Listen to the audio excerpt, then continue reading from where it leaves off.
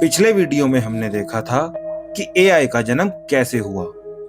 वो शुरुआती दौर जब मशीनें सिर्फ कैलकुलेशन करना सीख रही थी, लेकिन एक मशीन सिर्फ मैथ सॉल्व करने से लेकर हमारे जज्बात और भाषा समझने तक कैसे पहुंच गई। इसका सफर शुरू होता है साल 2012 में, जब डीप लर्निंग की एक बड़ी सफलता ने न्यूरल नेटवर्क्स को इतनी ताकत दी कि मशीनें इंसानों जैसी सटीकता से तस्वीरें पहचानने लगी। अब सवाल ये है कि ये न्यूरल नेटवर्क्स क्या हैं? असल में ये कंप्यूटर प्रोग्राम्स का एक ऐसा जाल है जो इंसानी दिमाग के न्यूरॉन्स की तरह काम करते हैं ताकि मशीनें खुद से सीख सकें। ये एआई का सबसे बड़ा टर्निंग पॉइंट था, क्योंकि अब तक जो मशीनें सिर्फ डेटा पढ़ रही थी वो अब दुनिया को अपनी डिजिटल आंखों से देख सकती थी।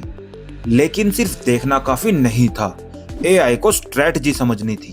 साल सन 2016 में गूगल डीप माइंड के एल्फागो ने पूरी दुनिया को हैरान कर दिया जब उसने दुनिया के सबसे मुश्किल खेल गो में एक ह्यूमन चैंपियन को हरा दिया। गो कोई मामूली गेम नहीं है, ये एक बहुत पुराना और मशहूर चाइनीज बोर्ड गेम है जिसे दुनिया का सबसे मुश्किल स्ट्रेटजी गेम माना जाता है। गो ने ऐसे हैरान करने वाली और क्रिएटिव चालें चली जिन्हें इंसानों ने पहले कभी नहीं देखा। इससे साफ हो गया कि मशीनें अब सिर्फ प्रोग्राम्ड कमांड्स नहीं फॉलो कर रही, बल्कि खुद की सोच विकसित कर रही हैं। जब मशीन ने देखना और सोचना सीख लिया तो अगली बारी थी समझने की। साल 2017 से 20 के बीच लैंग्वेज एआई में एक क्रांति आई। यहां जन्म हुआ था ट्रांसफॉर्मर आर्किटेक्चर का। अगर मैं आसान भाषा में कहूं तो ट्रांसफॉर्मर ही लैंग्वेज एआई का ब्लूप्रिंट है। आप इसे एआई का दिमाग भी बोल सकते हैं। इसी लार्ज लैंग्वेज मॉडल की मदद से चैटबॉट किसी भाषा को समझ पाते हैं और उसका जवाब दे पाते हैं। हालांकि उस वक्त GPT-3 जैसे मॉडल्स भाषा की गहराई को पूरी तरह हासिल नहीं कर पाए थे, लेकिन एक बड़ा बदलाव आ चुका था।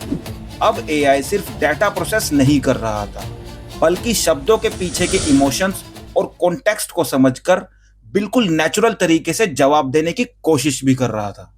और फिर आया साल सन 2023, जब जनरेटिव एआई के धमाके ने दुनिया को हिलाकर रख दिया।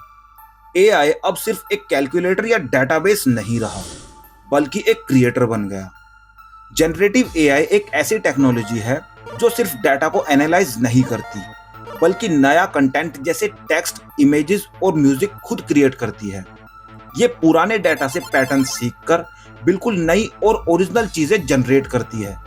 इसका असली दिमाग भी वही न्यूरल नेटवर्क्स है, वो एल्गोरिदम्स जो इंसानी दिमाग की तरह लेयर्स में डाटा को प्रोसेस करते हैं, बिल्कुल जैसे एक बच्चा धीरे धीरे दुनिया को समझना सीखता है।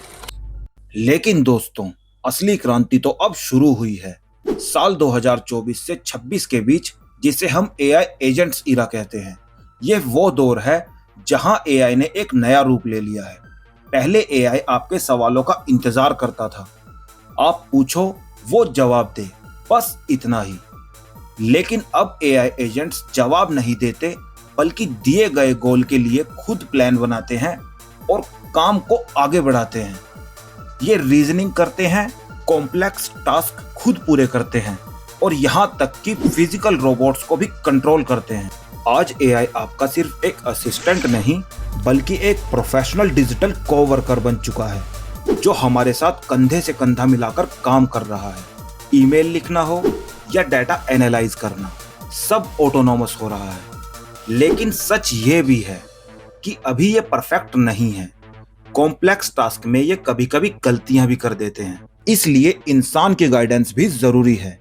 ये एआई एजेंट्स का ईरा है, एक नई शुरुआत जहां मशीनें पावरफुल हो रही हैं, लेकिन इंसान अभी भी कैप्टन है।